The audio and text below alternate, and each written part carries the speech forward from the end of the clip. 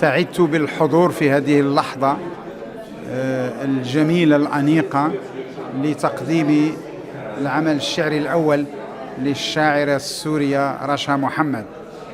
ديوان أول معناه ميلاد شاعرة مقبلة من الشام، جذورها هناك، خلفيتها الثقافية والحضارية والإنسانية هناك، وامتدادها العائلي سلالتها هناك، وبالخصوص سلالتها الشعرية هناك.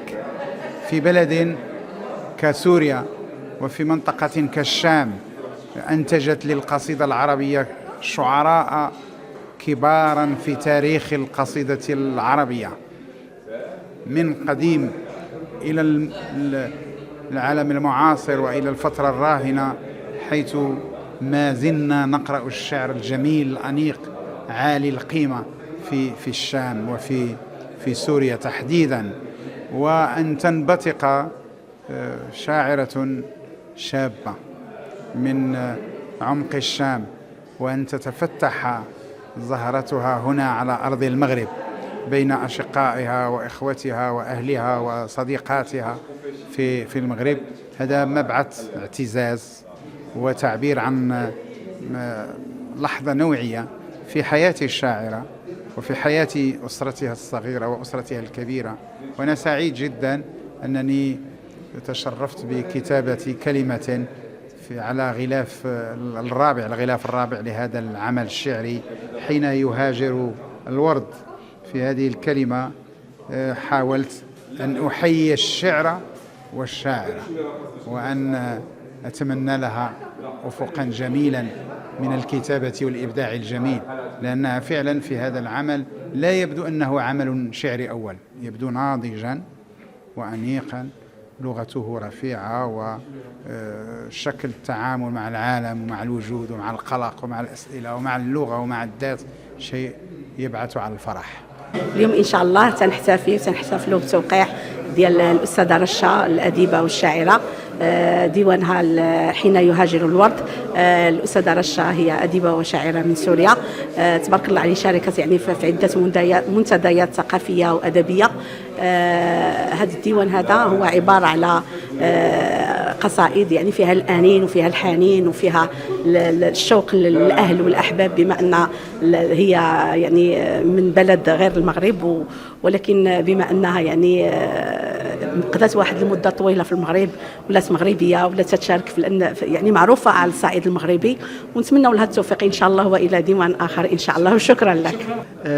نلتقي اليوم من أجل الاشتغال على ديوان شعري للشاعرة سورية مغربية في الحقيقة رشا محمد. الديوان بعنوان حين يهاجر الورد، وهو ديوان وحده يختزل يعني مكونا نفسيا فيه نوع من المعاناة بين الذهاب والإياب، بين موطن الإقامة وموطن الغربة، بما يحمله موطن الغربة اللي هو سوريا من اغتراب واحتراقات وألم وجراحات كذلك. ولكن المفيد داخل الديوان حسب ما وجدته فيه أنه رغم هذه الخطوط الحارقة التي أسميتها خطوط التلاشي، إلا أن الشاعرة استطاعت أن تفكك هذا التلاشي، بل وتذهب أبعد من ذلك وتبدع بإرادة قوة بمفهوم نيتشه، إرادة القوة حاضرة داخل هذا الديوان، ولكن باستراتيجيات متنوعة ومختلفة. ولأجل ذلك فإن ما سأقدمه إن شاء الله خلال هذه الأمسية إن شاء الله سيشتغل على هذه الأمداء الثلاثة: مدى خطوط الانتشاء التلاشي، ثم استراتيجية التفكيك داخل الديوان، وهنا أستحضر المرجعية التفكيكية عند جاك ديريدا، ثم إرادة القوة كما تصورها فريدريك نيتشه. إذن هذا كله محمول داخل الديوان الذي في الحقيقة سعدت بقراءته، ديوان حين يهاجر الورد. وفي الحقيقة هو يهجرنا جميعا، لأن الاحتراقات داخل الديوان هي ليست احتراقات رشا محمد وحدها، وإنما هي احتراقات العربي من الماء إلى الماء. سأسعد أيضا بالحضور إلى جانب المثقف المغربي الكبير سي حسن نجمي، وبطبيعة الحال سنسعد كثيرا أيضا بالإنصات إلى القصائد التي ستقدمها الشاعرة، والمؤكد أنها ستنال رضا المتلقين لما تتضمنه من عمق في الرؤية وفي التصور، ومن يعني اشتغال لغوي ونصي شعري في الحقيقة، لأنها توظف وتستثمر الأسطورة، تستثمر الخرق، لأنها عودت داخل الديوان. سنجد أنها عودت اللغة وطوعتها على أن تقول ما لم تتعود هذه اللغة أن تقوله. صحيح أنها اشتغلت في بعض القصائد باستراتيجية وزنية، ولكنها كسرت هذه الأوزان انسجاما مع الرؤية التفكيكية التي تصدر عنها أولا، ثم لأنها وجدت أن الإيقاع الوزن تحديدا، الوزن والعروض وهذه الصرامة المعيارية في الأوزان ربما تحد وتلجم هذه الاحتراقات الداخلية عندها، وبالتالي قد لا تصل الرؤية كما أرادت لها الشاعرة إن هي انزاحت كثيرا نحو العروض على حساب الرؤية والتصور. ديواني هو حين يهاجر الورد، هو عبارة عن ثلاثية الغياب بما يتضمنه من الحنين إلى الوطن والحب والغربة. هذا الديوان كتبته من القلب ليصل إلى القلب، وأتمنى من كل قارئ أن يبحر به، وأنا أؤمن بأن الشعر هو ليس الشعر الذي يقرأ بل الذي يعاش. شكرا.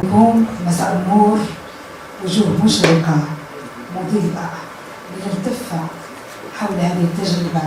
أنا أعتبرها تجربة استثنائية للشاعرة رشا محمد. الكثير يهاجر بلده إما قسرا أو طوعا. قسرا لأسباب سياسية، وطوعا لأسباب القلب وما يعشق. فرشا اختارت أن تعيش في المغرب، وأن يكون المغرب نصف القلب والنصف الآخر في الشام سوريا، بلاد الحواري وسوق الحامدية وشواطئ اللاذقية والقدود الحلبية. طبعا سوريا بلد الحضارة، ونأسف لما هو عليه الحال اليوم في هذا البلد الشقيق. طبعا رشا محمد قبل أن أقدمها كشاعرة هي صديقة لأكثر من 30 سنة، كبرنا روحنا أكثر من 30 سنة. لم أكن أعرف إطلاقا أنها تكتب الشعر. مرات في الفيسبوك، ويمكن هذه من حسنات الفيسبوك أنها تنشر إما على هذا التطبيق أو تنشر في جرائد عربية الأهرام المصري. فتفاجأت بأنه لها لغة جميلة، وأكثر من جمال اللغة هو مضمون ما تكتبه رشا توزعت في ذاكرتها وفي قلبها بين بلدين، بين الشام وبين المغرب.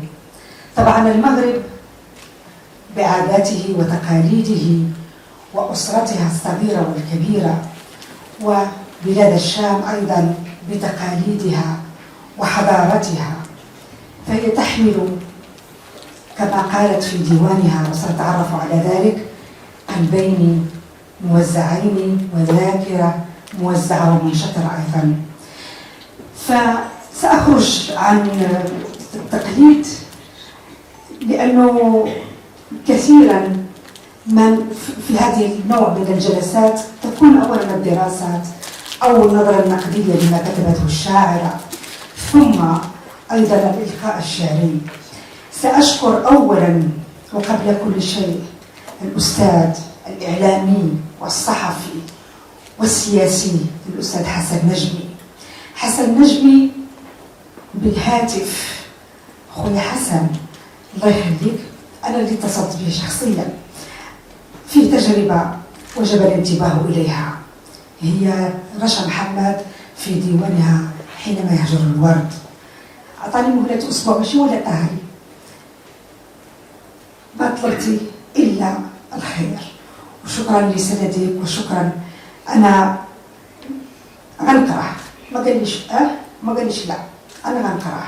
وأنا أعلم وأعرف حسن جيدا، كان جارنا، وأيضا زوجته صديقة عزيزة غالية الشاعرة عائشة البصري، والبنات ريم وهي صحفية متألقة في قناة الدوتشي فيلي، وأيضا لينا في ألمانيا في برلين، ولينا في برلين، وشامة مانيش عارفة ما مدينة فيها، المهم ما كانش في برلين هي ناحية كولن. فبالتالي هو صديق وأخ عزيز، وبيناتنا علاقات جيرة وصداقة وأخوة ومحبة. أنا شاكرة لي أول هذا الالتفاف، لما هي ورقة مختزلة ولكن تعبر عن هذا الصوت الشعري، صوت رشا محمد.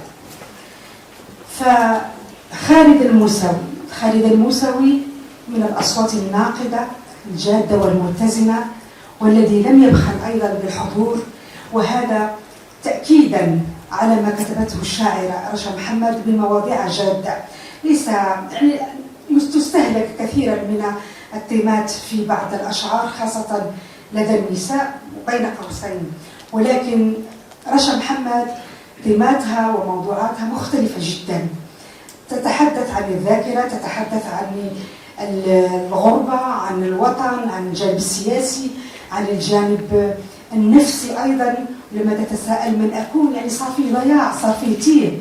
فبالتالي شدتنا رشا بهذه الأشعار المهمة جدا والتي كتبتها بحرقة وتلقيناها بحب وحرقة أيضا. فتحية لك يا رشا، وأهلا وسهلا بك في عالم الثقافي، وأنت سيدته، لأنه مش أول مرة تحضرين الجوانب الثقافية في مجموعة من الصالونات أو حتى مجموعة من المهرجانات، حتى مهرجان الزجل تكتبين الزجل باللهجة السورية. وأنا إذا سمحتي قصيدة من دمشق إلى المغرب إلى الرباط تحديدا، فيريد هي تحية منك إلى من هنا في هذه القاعة، وشكرا لحضوركم.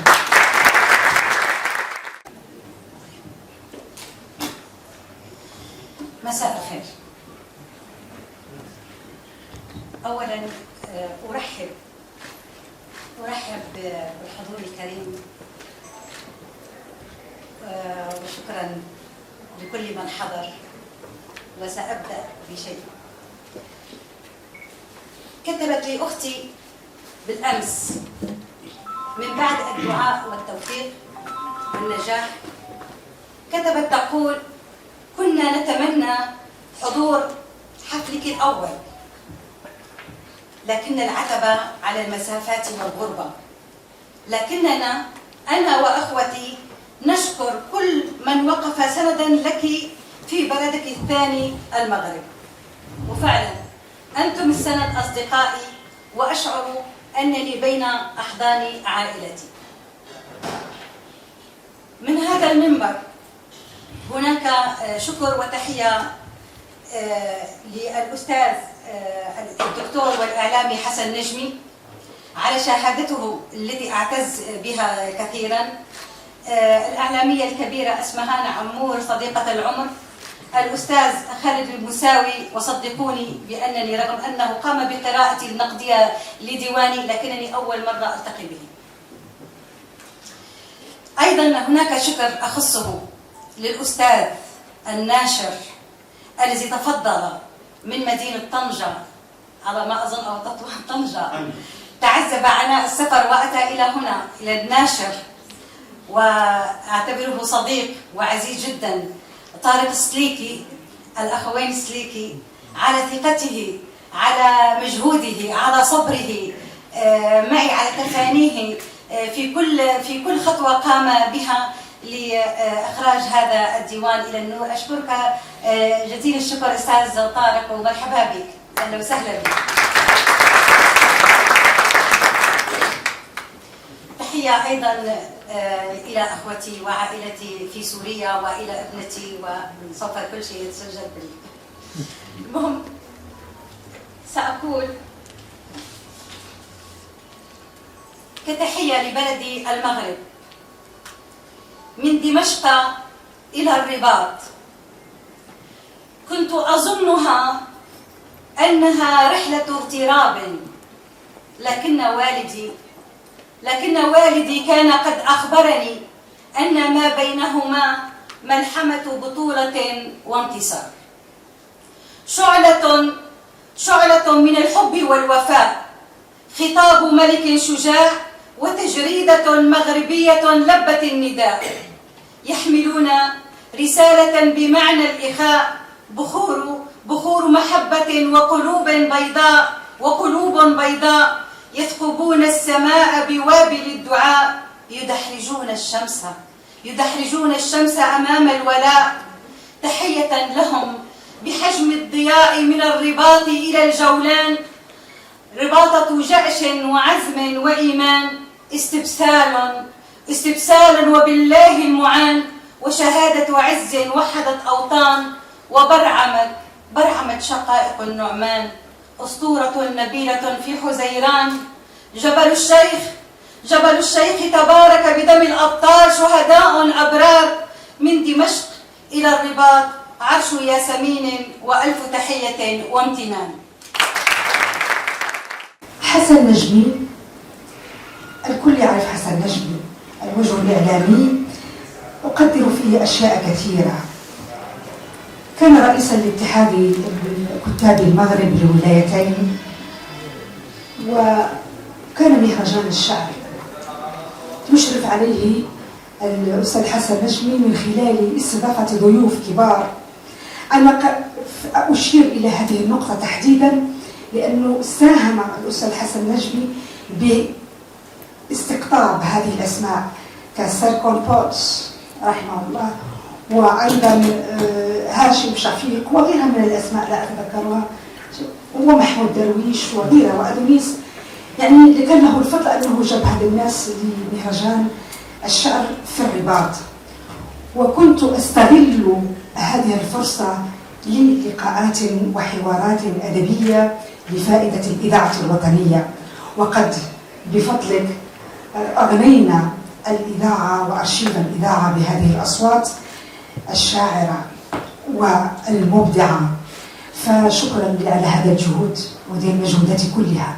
حسن نجمي انخرط مبكرا في المجال السياسي، وأيضا كان له حضور وازن من خلال الحوارات التي قدمها على شكل كتب كما هو الشأن بالنسبة للمعارض آنذاك الفقه البصري، وكذلك بعض الكتابات الموزعة ما بين إنتاج شعري وإنتاج سردي كالحجاب وأيضا جترويد، وأخيرا لا أتذكر يعني ما أصدرته أخيرا، لكن فاز السنة الماضية بجائزة ابن عربي، وهي جائزة لا يستحقها إلا الكبار كحسن نجمي. حسن أنا سؤالي فقط، هل غامرت وأنت لا تعرف رشا بأن يكون اسمك يعني ملحقا في هذا الديوان؟ لا أبدا، ليست هناك من مغامرة، فقد سبق صيتها ونصها الشعري أيضا. عندما قرأت العمل الشعري قدرت هذه التحية الصغيرة بسيطة آمنا أن ترقى إلى مستوى توقعها الكريم. كما أشارت الأخت العزيزة، وهي من أيقونات المشهد الإعلامي الوطني معنا عمور، اتصلت بي لكي تعرض علي هذه المجموعة ولأقرأها بمحبة، وسعدت أنها مجموعة ناضجة وأنها تعبر عن صوت شعري جدير بالتتميم، التقدير، الاحترام والمحبة، وهو صوت مضاعف، صوت امرأة شاعرة، والشاعرات قليلات في المغرب وفي الوطن العربي بالتأكيد، مقارنة مع الحضور الذكوري في المشهد الشعري العربي. لكن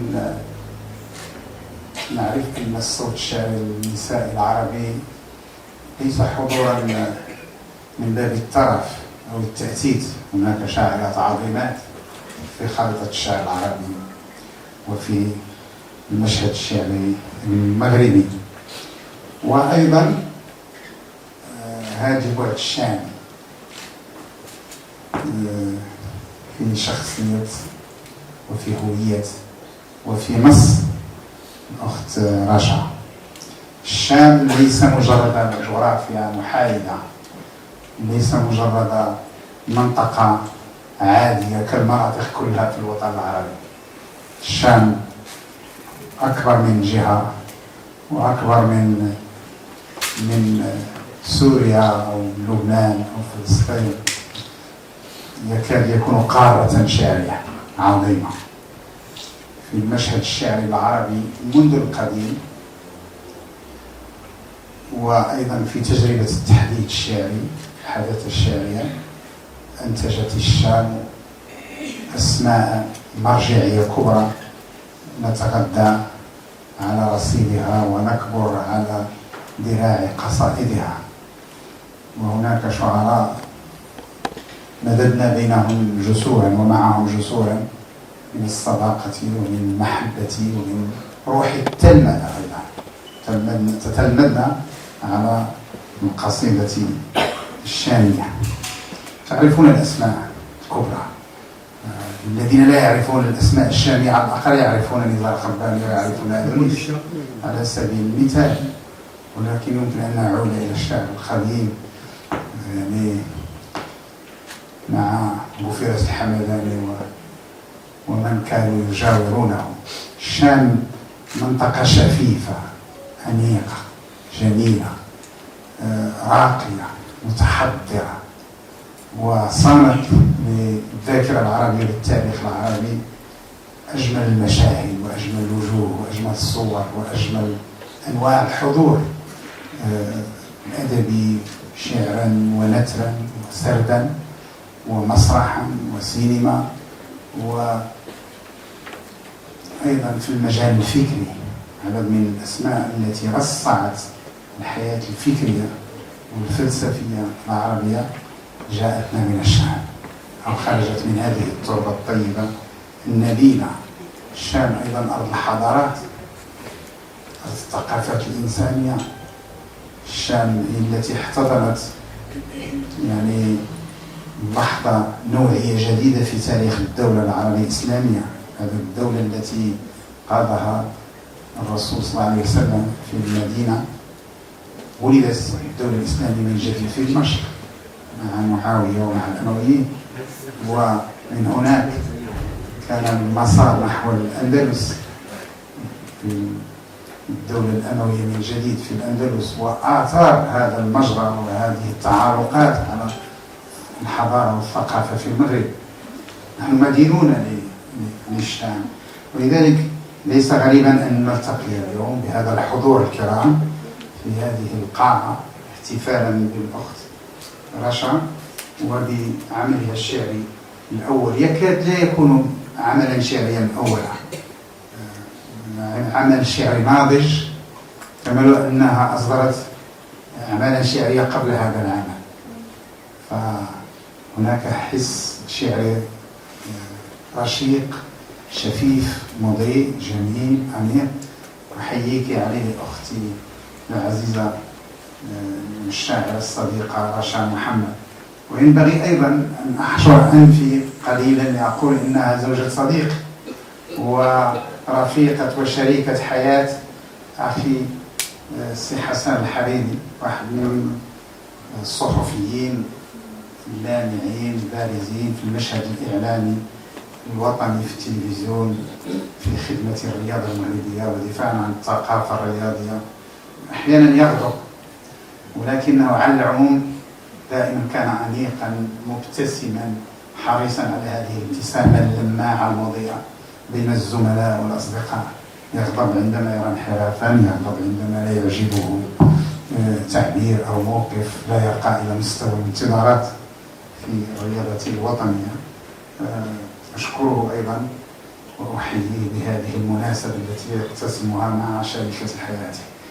لا أريد أن أطيل، أريد أن أقرأ عليكم هذه الكلمة البسيطة التلقائية، والشكر أولا لأختي اسمهان عمور التي ورطتني هذه الورطة الجميلة في قراءة هذا العمل، وأنا سعيد بذلك.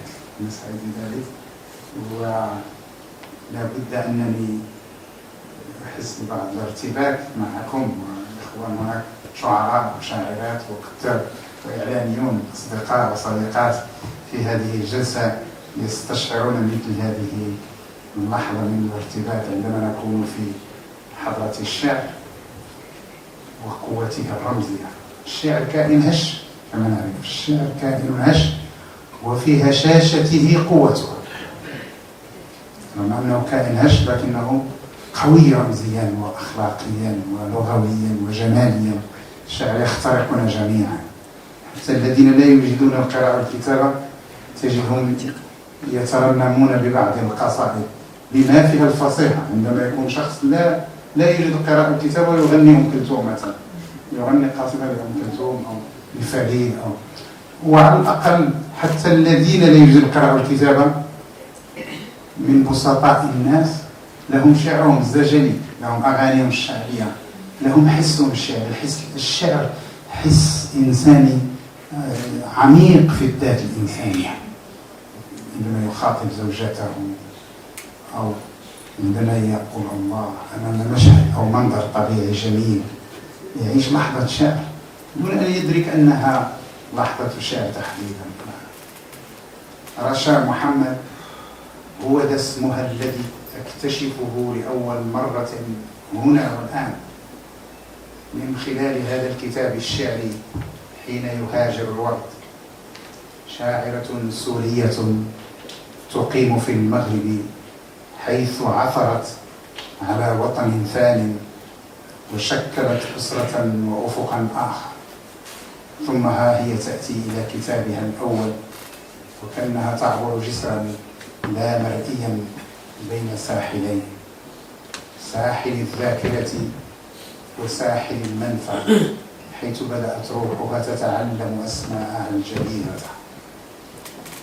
أقامت في المغرب لكن قلبها ظل معلقا على أغصان الطفولة، مشدودا إلى شرفات المدن التي أنهكها الوجع وتداعيات الحرب وشهوات الغرباء.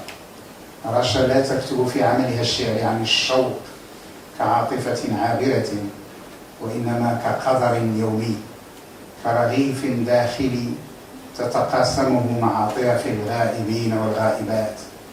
ما من بكاء على الأطلال، بل هي كتابة تتغيى أن ترمم المعنى وتتخطى الخراب والأنقاض. تريد أن تستعيد الصوت الشخصي من بين ضجيج الفقدان، وتصوغ وجعها الشفيف برهافة الأنثى وصرامة الشاهدة، محاولة أن تحول التجربة السورية المؤلمة إلى طاقة خلاقة للشعر والحياة، بل القدرة على الإنصات للعالم. كتاب أول في تجربة الشعر، لكنه ليس مجرد إعلان عن ميلاد صوت جديد، وإنما هو فعل يحفر في أمكنة الذاكرة وألبومات الصور، ويستعيد أرضا أولى تتجدد عبر الكلمات. فأن هذه القصائد رسائل تلقي بها الشاعرة في زجاجات عائمة، فيحملها البحر المتوسط إلى حيث ينبغي أن تتقاذفها الأمواج وتصل إلى هناك حيث لا يهاجر الوحي. شكرا لكم. أفق يتنفس بالشعر. أنا أكتب فتتغير الجهات حولي، تزهر الصحراء بالحبر ويتحول البحر إلى صدى، في حنجرة الصمت. من الشرق يلوح لي أدونيس، يشعل القصيدة ببرق من المعنى ويتركني أتهجى الغياب. يشعل القصيدة ببرق من المعنى ويتركني أتهجى الغياب كما يتلى الوحي الأول.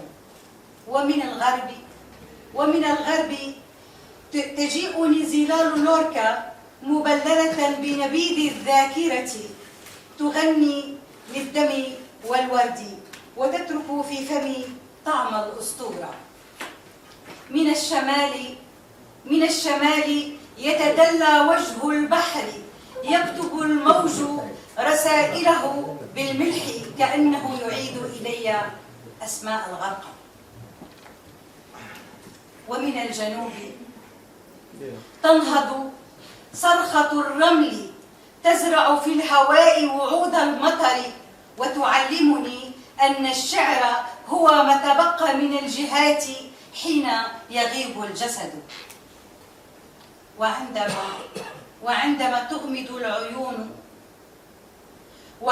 تغمض العيون أسمع صوت درويش يهمس في رأسي: كن ولا تكن إلا كما تشاء الريح. فأرى البلاد تمشي على جفن القصيدة وترتدي من وجع عباءة الصحو، فينفتح الأفق العالي على نفس الشعر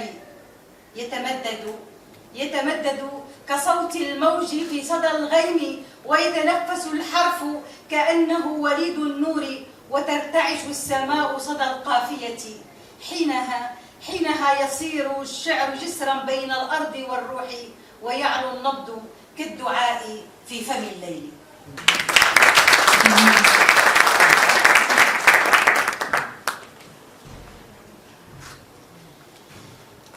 هذه القصيدة كنت قرأتها مرارا في عدة، وطلب مني أن أضعها في الديوان لأنها حقيقة في كل كلمة. أكتب الحدث عندما كنت أعبر إلى تراب الزنبق. عند المعبر وقفت لأدفع ضريبة الدخول إلى وطني. عند المعبر وقفت لأدفع ضريبة الدخول إلى وطني. هذا وطني والأرض أرضي، لكنني مضطرة أن أقف في طابور على الحدود لأعبر إلى تراب الزنبق. لكنني مضطرة أن أقف في طابور على الحدود لأعبر إلى تراب الزنبق. رحلت أمي وألبسوها كفني، وأنا هنا أبكي حرقتي، فأين سأزرع لها وردتي؟ تلك الورقة التي أحملها بيدي تعانق الغمامة، وطابع العروبة لا بد أن يختمي. وأنا تائهة على رصيف الانتظار لأستلم ورقتي، والحمى تأكلني وأطيل العتاب، وأصلي ليعم السلام، وأرفع يدي لرب العباد أن يمنحنا الصبر في زمن الأنين والسقم. أناظر تلك الوجوه. من أنتم لتمنحوني حق الدخول إلى موطن أجدادي وأمي وأبي؟ فالشام كانت موطنا لكل عربي بلا حواجز، ولكم صدر البيت والأماكن، يكفي أن تنطق بالضاد وتبتسم. لكنني أنا الآن الغريبة أقف وراء الظلال وفوق التلال مرقد الأحباب، أبحث عن وئام يلغي المعابر، جرح غائر ينهش جسدي، وعقلي هناك يأكله الدود، وفكري يرفض أن تسلب منه هويتي. اسألوا التاريخ عن الشام واقرأوا لنزار ومينا وحيدر والماغوط، عنب بلدي وياسمين الشام، أبجدية أوغاريت والشعباء، تراث تدمر وبرد والفرات، والشاطئ الذهبي يهادن الزبد لعودة الغياب. افتحوا الأبواب وعلقوا أكياس الملح فوق الجراح. أعلنوا الوحدة بينكم على خاطر كرامة الإنسان. تفقدوا ذاكرة الناس هناك. امنحوهم تذاكر الأمان. ودعوني يوما أبكي فرحا بعودتي وورقة بيضاء كتب فيها اسمك يا شام. دكتوراه متخصص في النقد الأدبي الحديث والمعاصر. أصدر كتاب الشعر والمستقبل في تجربة إدريس عمار مسناوي، وله كتاب عنوانه بالتربية وديتكتيف اللغة، وأيضا مشروع كتاب النقد القصصي بالمغرب. خالد الموسوي، لا شك أن هذا الديوان وهو الأول لرشا محمد قد وجدت فيه ما لم تجده في بعض الأشعار الأخرى أو الدواوين الأخرى من مضامين ومن حرقة ومن عزلة ومن غربة. فكيف وأنت يعني تقرأ هذه الدواوين وهذه القصائد لأول مرة، وكيف يعني تحليل، هل هو كان تحليلك نفسيا بالدرجة الأولى، يعني المنهج النفسي في تحليل هذه القصائد؟ تفضل. السلام عليكم، تحية طيبة. شكرا. الأستاذة هي في الحق أستاذة في الإعلام، ولكن أستاذة كذلك في الأدب، أن الكتاب الذي أصدرته سيرة الأدب في الحقيقة هذا يعني كيف الأدب هو سيرة أدب، ولكنها استطاعت أن تتغلب على هذا الأدب بالكتابة. سعيد أولا بهذا التقديم الجميل، ولأنها أهل كذلك لتقديم الأدب والتفاعل مع الأدب. وسعيد كذلك بالتواجد إلى جانب هرم حقيقة من أعلام المغرب الثقافي السي حسن النجمي، الذي قرأت له، ومثلما تتلمذ على أساتذتنا في الشام نحن كذلك نتتلمذ على يده وعلى أمثاله أيضا.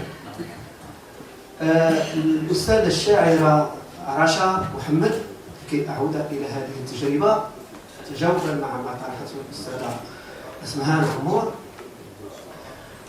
في الحقيقة أسهل مسلك هو أن تشتغل على متن كهذا باعتماد منهج نفسي، خاصة أن به حزما استعارية.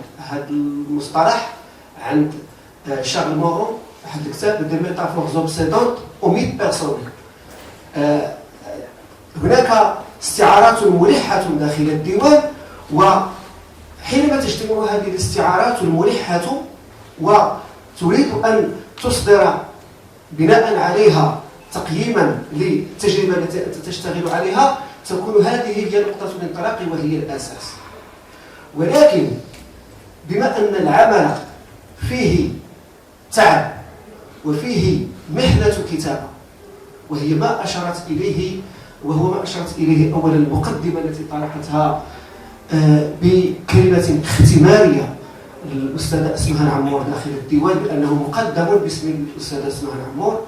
ولكن فوق هذا وذاك هناك الكلمة التي قرأها الأستاذ الدكتور حسن النجمي، وسأقف عند الكلمتين بين ثنايا ما أقدمه داخل القراءة. أبدأ وأقول بأن عطفا على مسألة الشام وما أفادتنا به الشام وعلاقتنا نحن بالشام إلى غير ذلك، لكي أقول بأن حين يهاجر الورد في الحقيقة هو لا يهاجر ولا يهجر رشا محمد وحدها، ما دام الدم الدمشقي بلغ إلينا، سواء ذهب إلى الأندلس ثم عاد بهذه الحركة الحلزونية، أو عبر المثاقفة. وبالتالي فإن هجرة الورد هي هجرة الجماعية، بمعنى أنها تقيسنا نحن بالذات وبالأساس. وبالتالي فالجرح داخل الديوان ليس جرح رشا محمد وحدها، وإنما هو جرح الإنسان العربي من الماء إلى الماء. هذه ملاحظة أولى. ملاحظة ثانية انطلاقا من القصيدة الثانية التي أنصتنا إليها، وهنا تحضر المقدمة التي قدمتها الأستاذة اسمهان عمور. توقفت عند أو التقطت معالم الجرح الأكبر، وهو ما توقفت عنده الأستاذة اسمهان عمور. وحينما تستقصي عناوين القصائد المتضمنة داخل الديوان بما فيها عنوان الديوان نفسه، ستجد أن الحقل المهيمن حقل الضياع، حقل الغربة، حقل الذاكرة إلى غير ذلك. وهذا كله يدفع اتجاه بنيت عليه افتراضا في البداية، وهو أن هذا الديوان يشتغل على منطق التلاشي، بمعنى أن الذات تظهر متلاشية تماما. ودليل ذلك القصيدة الأولى القصيدة الأخيرة التي قدمتها، طوابير الانتظار وانتظار ختم جواز السفر والعذابات وتذكر الأم والكفن إلى غير ذلك. إذن هناك نوع من الألم حد التلاشي. هذا العنصر الأول بنيت عليه افتراضا في الحقيقة، ولكن وجدت كذلك ما يشير إلى الكتابة داخل الديوان وحتى في العناوين. فتطور الافتراض قليلا، وقلت بأن داخل هذا الديوان هناك تلاش إلى حد التفكيك أو التفكك. كانت استراتيجية التفكيك عند جاك ديريدا مسلكا من مسالك القراءة.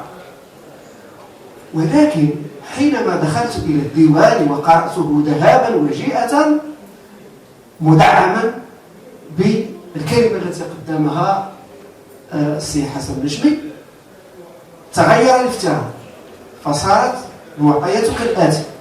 إذن هناك بنيات بالتلاشي داخل الديوان في خطوط متنوعة تتبعها استراتيجيات للتفكيك، لأنه لكي تدحر هذا التلاشي أنت ملزم إما بأن تنخرط كليا في التفكيك والتفكك، وإما أن تضع نقطة نهاية. فإذا كان هذا الانخراط في التفكيك والتفكك، وظهرت إرادة قوة داخل الديوان، وهي قوة شفيفة، هو اللي تتكلم عليها السي حسن، هي يعني هي تبدو رومانسية ولكنها تضمر قوة داخلية.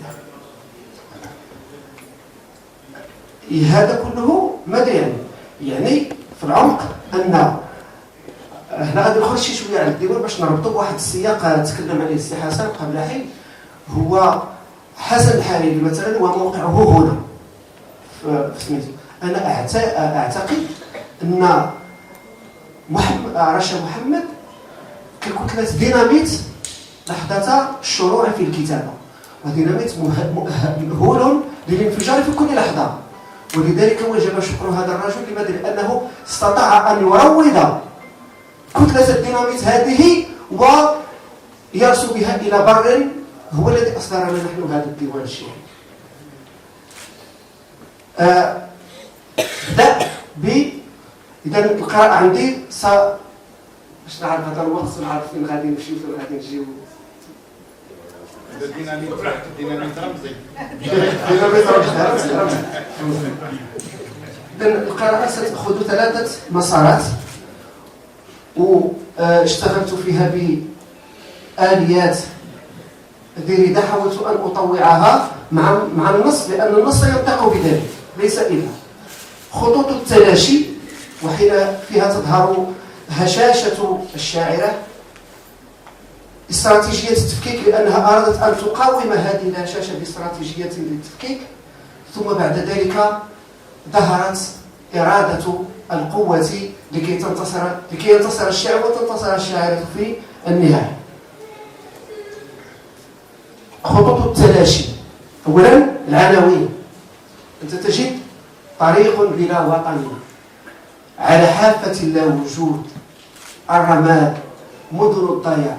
كعناوين هي تقذف بنا في التيه منذ البداية، التيه والضياع والغربة وما إلى ذلك، بل هي تصرح بالضياع. هذه النصوص كتبت حين أضاعت الخطى طريقها. تصريح من قبل الشاعرة داخل هذا الديوان، واحد التقديم موطئ للديوان، هي تصرح بهذا الضياع. كاين كذلك نفي المعالم الحيزية. لا الشرق شرق ولا الغرب غرب ولا الجنوب جنوب، بمعنى أن بوصلة الجهات ضاعت ولم تعد كما ألفناها نحن وكما تعودنا على قراءتها. لا أسماء هنا ولا خرائط. الريح صماء، حتى الريح التي يمكنها أن تعيد برمجة المواقع هي صماء وعاجزة عن التحرك. تقطيع التلاشي الفردي،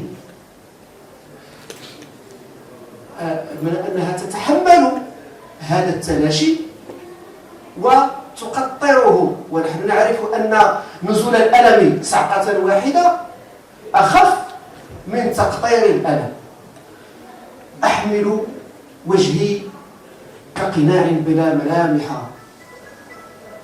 ألبسه، حينما أسأل من أنا ثم أنزعه لأدرك أنني لست الوجه ولا القناع ولا حتى السؤال. نلاحظ هذا التدرج، بدأت بالوجه فألغت الوجه، ثم عادت إلى القناع فألغت القناع، وبقي لها السؤال، وحتى هذا السؤال لم يعد مسعفا، وقالت ضاع حتى السؤال.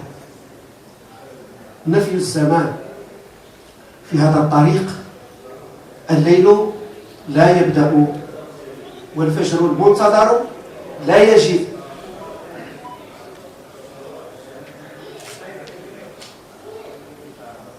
كيمياء التحلل، هناك علاقة بين الأدب وبين الكيمياء، وكاين عدة كتب تحدثت عن هذا المنطق، منطق تناول الأدب بمنطق العلوم، منها علوم الكيمياء.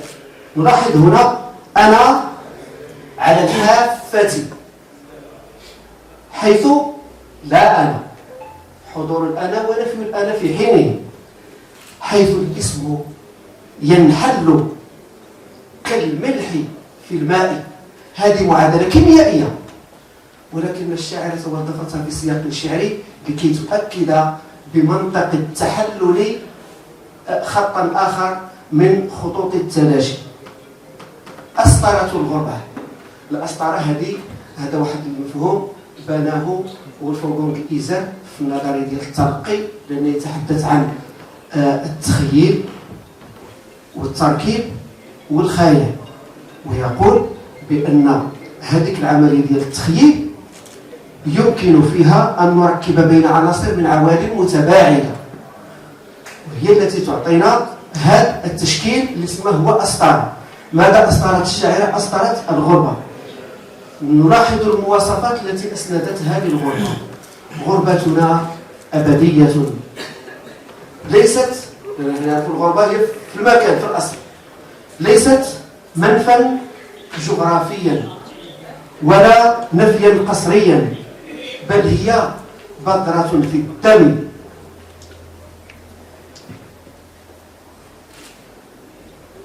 هناك كذلك من بين خطوط التلاشي كذلك تآكل الذات، حيث تصير الذات غير مرئية بسبب هذا التآكل. لن يلمحني أحد، لا الجدار الذي كان يسند وحدتي، ولا المرآة التي اعتادت ملامحي، ولا النافذة التي طالما انتظرت عودتي. هذه تفاصيل صغيرة ألفتها الشاعرة، وحتى هذه التفاصيل الصغيرة ألفت الشاعرة.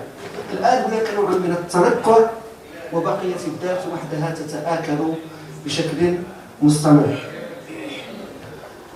من بين خطوط التلاشي كذلك غادي نعطي هذا الخط هذا وندوز لحاجة أخرى: الخروج والانهيار المر. قصيدة أشيلوس: شاطئ شرق المتوسط ورحلة اللا عودة، طحلب لزج موج مجنون نجوم سوداء وطير حزين. خلينا من المعجم الأسود معجم المأساة لنلاحظ رسم الكتابة داخل الديوان. هنا ذاك القراءة البصرية لما كتبته الشاعرة تبدو حتى الكتابة متدرجة نحو الانهيار. الطريقة التي كتبت بها طحلب لزج موج مجنون وكذا نازلة، طريقة نازلة داخل هذا الديوان. بالأسباب التي جعلتني يعني أسقط في هذا الديوان يعني فرحا وحبورا وأنا أقرأه حتى هذه القراءة البصرية، ولذلك أنا سعدت بالقراءة وأدعو إلى قراءة هذا الديوان. الآن هذه مأساة، هذه خطوط التلاشي وخطوط ضياع. فإذا مواجهة الذات ستعتمد تفكيك، لأنها لن تضيع شيئا. الذي أضاع تقريبا كل شيء سنقول احنا بالدارجة ما عنده ما غادي يخسر. كذلك الشاعرة غامرت باستراتيجية التفكيك كما يأتي. جاك ديريدا يتحدث عنده كتاب هكذا دو لا غراماتولوجي، هو جاء ردا على الانتصار للشفهي وجاء لكي ينتصر للكتابة. ولكن داخل هذا الديوان ليست الكتابة العادية، هي الكتابة الإبداعية، كتابة الشعر بما يستوجبه الشعر من شعرية. آمنت الشاعرة أولا بأن الكتابة هي المسلك الملكي لتغيير العالم. الكتابة تغير المعالم، وتقول الشاعرة: أنا أكتب فتتغير الجهات حولي كاك وتزهر الصحراء باش بالحبر. رد بالكتابة مثلما كانت القسوة عنيفة، فإن الرد ينبغي أن يكون بالكتابة.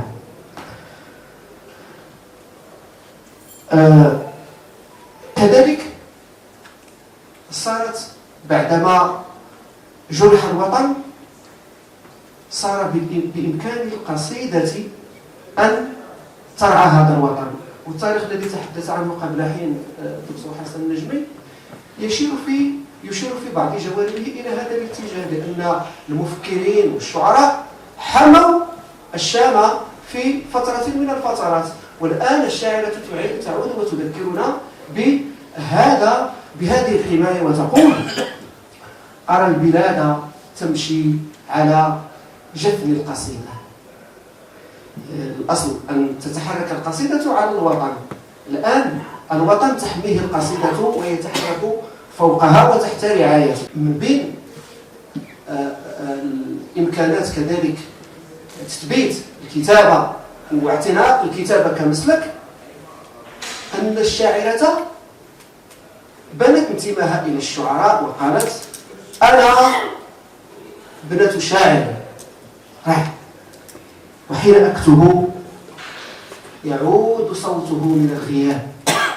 في الكتابة ذاك جدلية الحضور والغياب وسنعود إليها. هناك استراتيجيات للتفكيك داخل هذا الديوان، منها ما وقفت عنده هذا المنطق الانتصار للكتابة.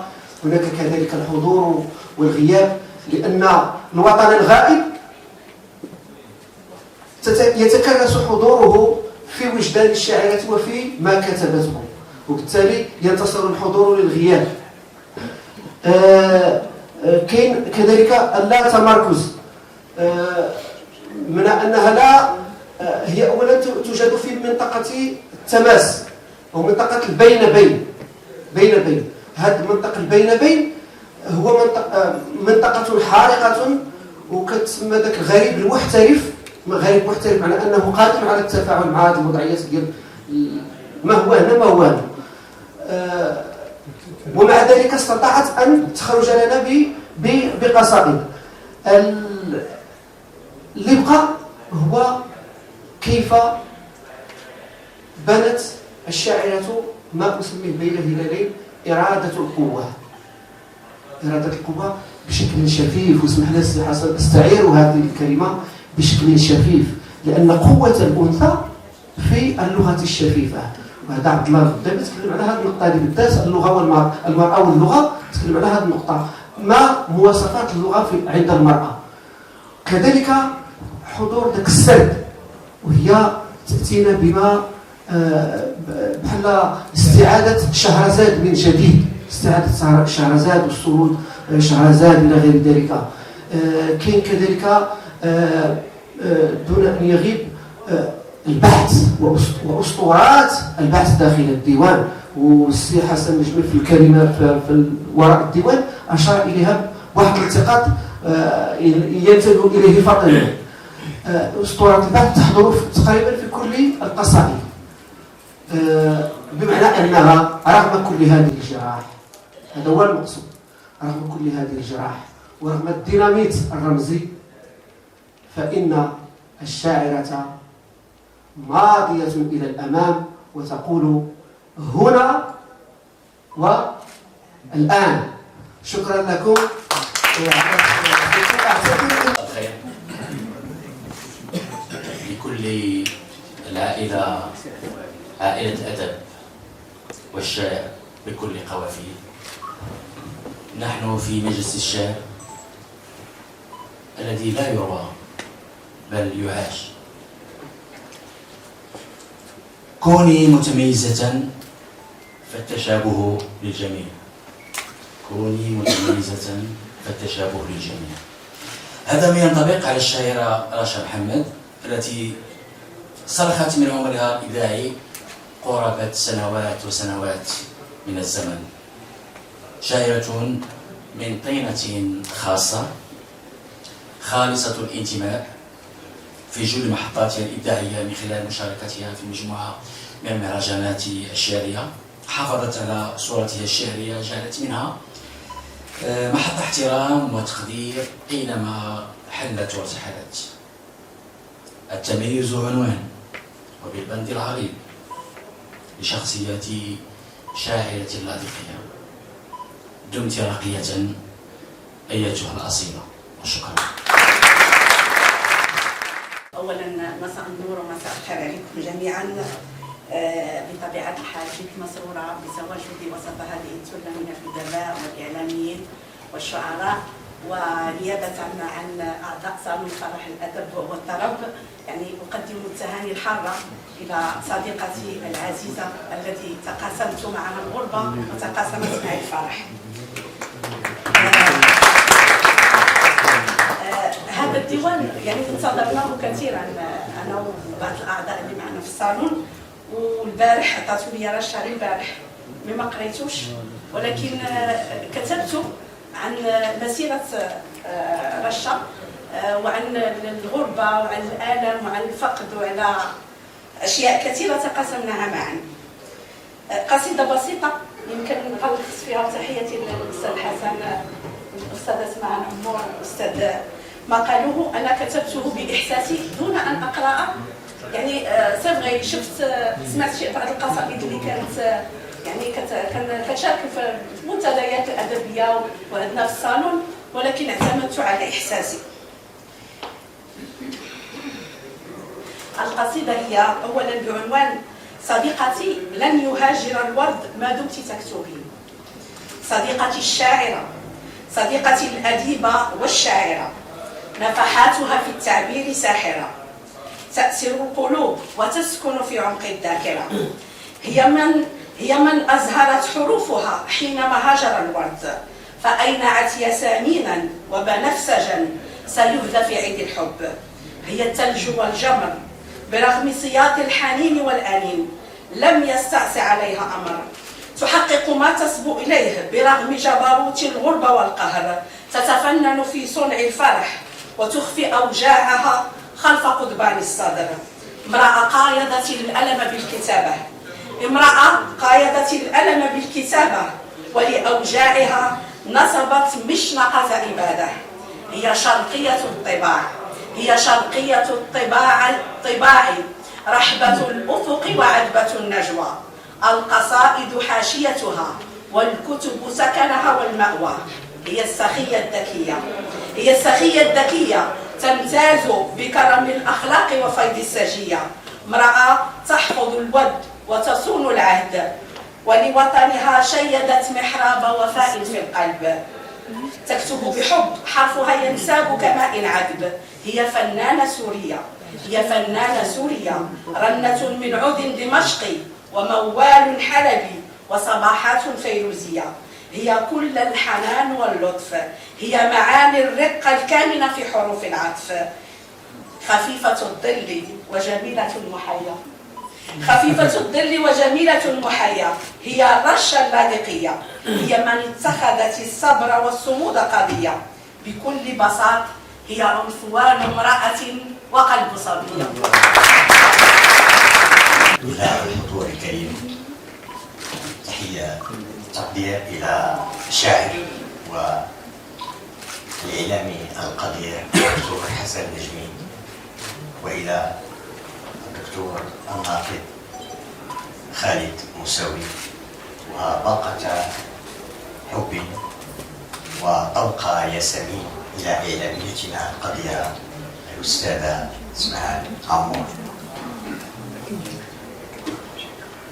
سيدتي رشا، عفوا مع حفظ الألقاب، شاعرتنا رشا محمد، نحن معك اليوم ليس لنحتفل بمجرد توقيع ديوان شعري، بل نشهد على لحظة من تجليات الروح، اللحظة التي قرر فيها الورد أن يكسر قيد التربة ويهاجر إلينا ليمنحنا عطره، فوحة ديوان وقصيدة. حينما اختارت الشاعرة رشا محمد عنوانا لديوانها الأول حين يهاجر الورد بصورة ذهنية غريبة ومفارقة فلسفية عميقة، وفي فلسفة الشعر الهجرة ليست انتقالا من حيز مكاني إلى آخر، بل هي صيرورة صمود واعتزال واغتراب من أجل البحث عن جوهر الذات. الورد في ديوان رشا ليس وردا بلاستيكيا صينيا، وإنما هو رمز للحياة وصمود وردة أوركيدا خارج نطاق مسودات كتب أو مذكرات شعرية خاصة، لتعرف أو يعرف هذا الورد هجرته من حيز ترابي ضيق إلى حقول الضوء والبوح. تقول لنا رشا في ديوانها بأن الورد حين يهاجر لا يترك خلفه فراغا، بل يترك أثرا عميقا. هذا الأثر هو ذلك الجرح المفتوح، جرح الشعر المفتوح فينا. حين اختار العالم المتشاعر البحث عن الماديات، هي اختارت البحث عن اللامرئي في ثنايا الروح، وحولت دموع وألم الوطن إلى لغة، وهجرة الورد إلى استقرار في وجدان القارئ. الورد عند رشا هو الشعر، والشعر عند رشا هو ذلك الجسر الممتد بين أرض لم تعد تكفي أحلامها وسماء تحاول رشا القبض على أطيافها وآمالها بطولها وبعرضها. في ديوانك الأول هذا هو بمثابة شهادة ميلاد لصرختك الشعرية الأولى،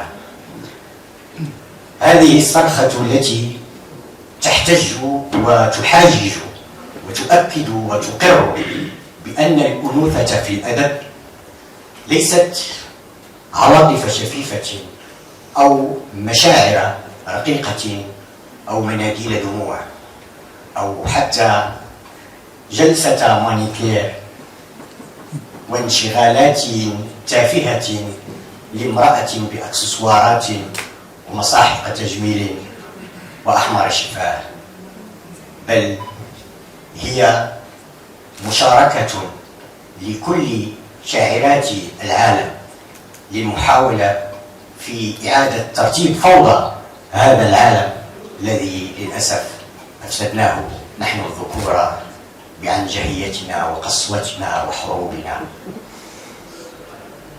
باسمنا جميعا سيدتي رشا نبارك لك هذا العبور من ضفة الصمت إلى ضفة الضوء والبوح، ومن زمكانية الكتابة منذ اللاذقية الأمس إلى الرباط اليوم.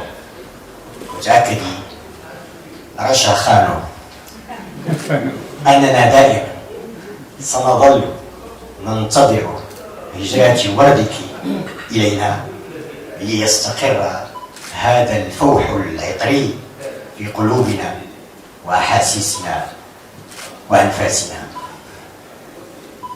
هل ما زالت لدي فكرة؟ لا أريد أن يكون أو تكون كلمتي كلمة بيزنطية، أريد أن أكون عفويا معك بعض الشيء تلقائيا في عرسك هذا، ولما لا أكون طريفا.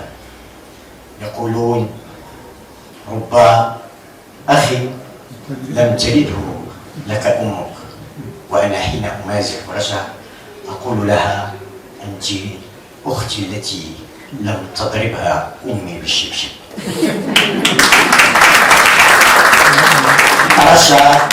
رشا هذه الياسمينة السورية التي اليوم هي متشحة بشقائق النعمان المغربي أصبحت مغربية حتى النخاع. لطالما أراها متفاعلة مع قضايانا الوطنية ابتداء من قضية الصحراء إلى مشاكلنا الكروية مع السنغال. وصدقوا إن قلت لكم أن رشا كانت من المطالبين برحيل الأكراد. عموما أريد أن أتحدث في شهادة بسيطة لكنها شهادة مؤثرة، هو أن رشا دائما كانت تمشي بمبدأ بيت المتنبي: ليس الفتى من يقول ها أنا ذا، لكن الفتى إن الفتى من يقول ها أنا ذا، ليس الفتى من يقول كان أبي. رشا كانت دائما تنأى باسم زوجها ولا تفكر أبدا في محاولة استغلال اسمه وتاريخه الرياضي من أجل تبوء مكانة أدبية في مشهدنا الوطني الثقافي. وكانت دائما تصر على أن تكون مجتهدة، أن تحقق ذاتها بنفسها بعيدا عن علاقات زوجها وتاريخه. رشا كانت دائما تقول لي: لا أريد أحد أن يشير لي ويقول بأنني زوجة حسن الحريري حتى يقتنع بها الجميع لشخصها ولشعرها وليس لعلاقتها الزوجية. وقد أتى اليوم يا رشا خانو بعد هذا العرس الثقافي بعد هذا الحضور الكبير وأمام الكاميرات ورجال الثقافة والإعلام والرياضة، الآن سيشيرون إلى حسن الحريري ويقولون: هل تعرفون من هذا الرجل؟ إنه زوج الشاعرة رشا. مساءكم سعيد. شكرا لهذا الحضور الجميل صراحة. يعني قلما أحضر لقاءات يكون فيها الناس متواجدون بكثرة، وهذا حقيقة إشارة وإشارة خير أن لا زال في البلد غاوون، يعني أن الذين يتذوقون الشعر قلة قليلة رغم كثرة الإنتاج. هذا هو المشكل. ربما علاقتي أو لقائي بالأستاذة رشا محمد لم يكن لقاء مؤلفة أو شاعرة بناشر، ولكن كان في الحقيقة اكتشافا لصوت شاعري وإحساس صادق، ولها القدرة في تطوير الكلمات. وحقيقة أنا سعيد بهذا الاكتشاف، ويشرفني أن يكون هذا الكتاب ضمن المنشورات.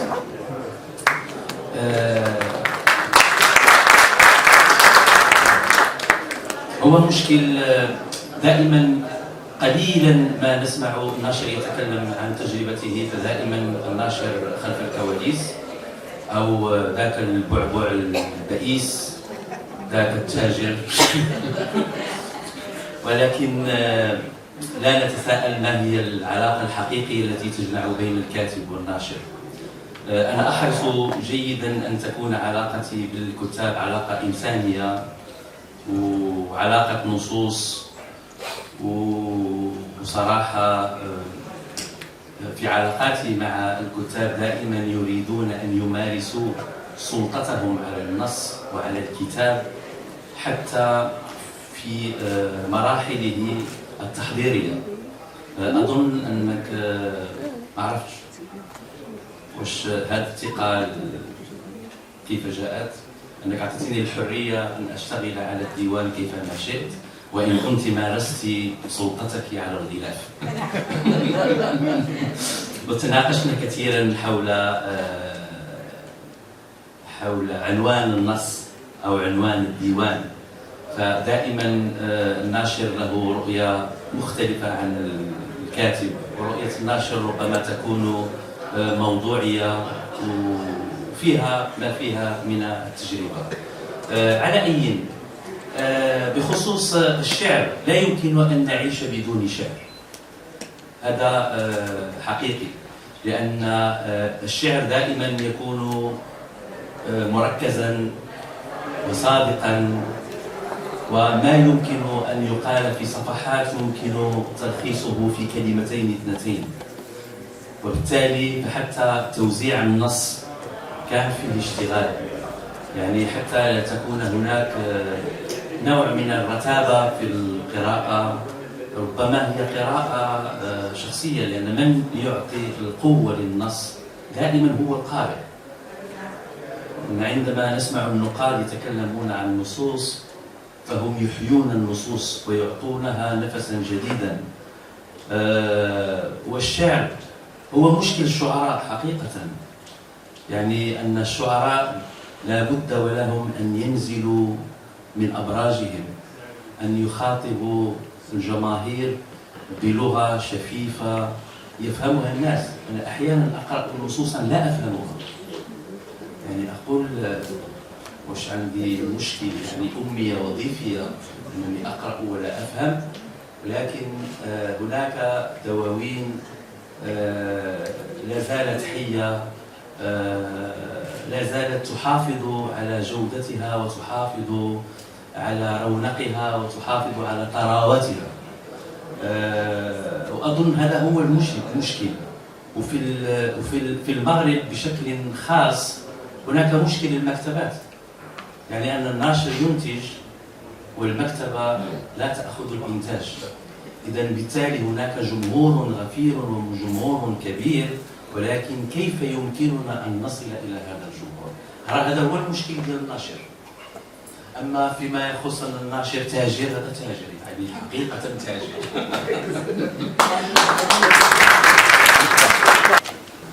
السلام عليكم ورحمة الله وبركاته. لا أعرف كيف سأقدم إنسانة عزيزة على قلبنا، عزيزة علينا جميعا، زادت معزتها بصداقتي القديمة للأخ الكريم أستاذ حسن الحريري. الرياضة جمعتنا، ورشا أيضا جمعتنا، جامعة الشام على المغرب، يقولوا الشام. أنا أيضا متزوج مغربية،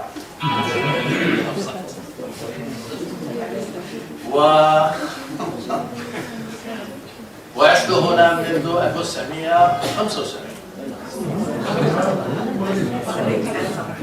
أود أن أشكر السيدة رشا وزوجها الصديق العزيز حسن الحريري على دعوتهم لي لحضور هذه الاحتفالية التي تجمعنا مع ثلة من المثقفين المهتمين بالإبداع الشعري. صحيح أنا خريج كلية الآداب بالرباط، لكن اختصاصي بعيدا عن الآداب.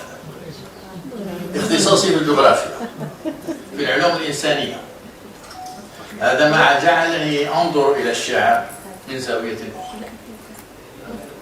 فأنا أرى ألوان الكلمات وأستمتع بها، وتعني لي الألوان تمايزات الطبيعة التي تمثل المادة الخام التي يعمل عليها الجغرافي، خصوصا وأننا في بلد ذو طبيعة خلابة ومتنوعة أفقيا وعموديا.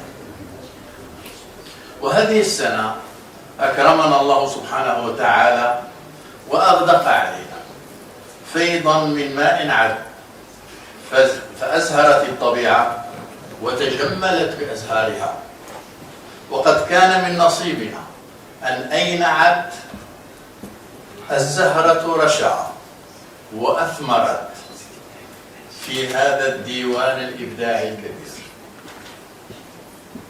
صحيح أنني أعجبت بالعنوان، لأن هذا يذكرني بالهجرات القديمة للسوريين منذ عهد الفينيقيين، منذ أكثر من 2000 سنة إلى المغرب، واستمرت الهجرات خلال الفتوحات الإسلامية والأمويين وإلى وقتنا الحالي.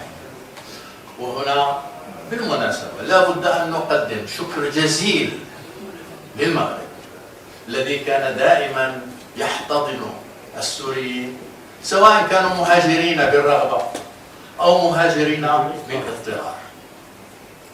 فكنا دائما نجد السند الكافي بين إخواننا المغاربة. وأنا أعيش هنا منذ تلك الفترة 75، يعني أكثر من 50 سنة، وبالطبع لا أشعر بأنني سوري إلا بالجنسية.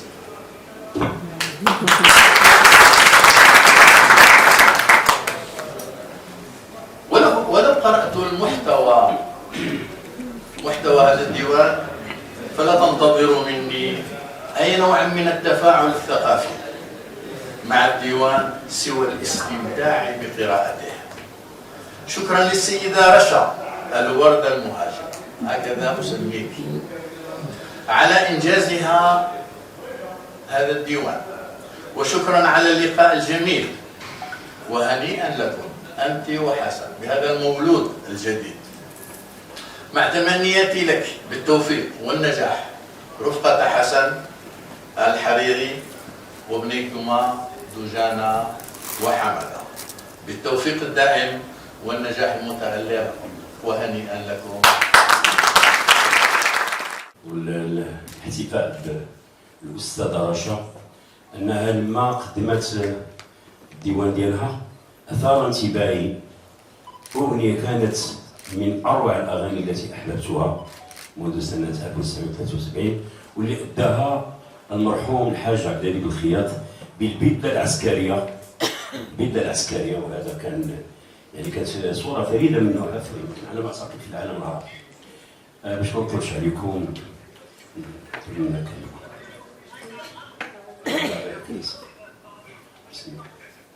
سائل سينا وشولانا ومن بذلوا الأرواح للمجد الزمن